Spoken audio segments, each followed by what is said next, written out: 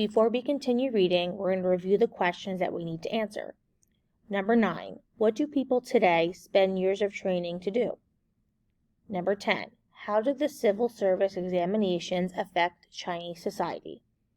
We're going to skip number 11. Check for understanding. Name the 2 types of people who spread Buddhism to China.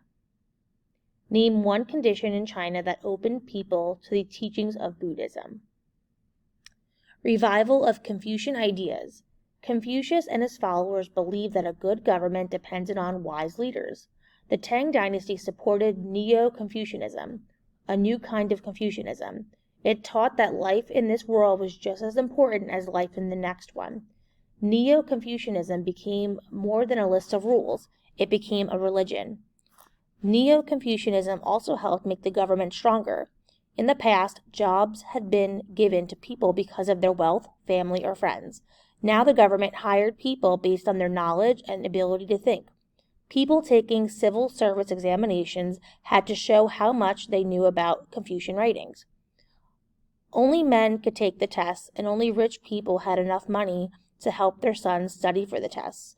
It took years of study, and only 1 out of every 5 men passed. Those who failed could become teachers, but they could never get a government job. Neo-Confucianism. Live in this world, help others, find peace, enjoy nature, serve your community.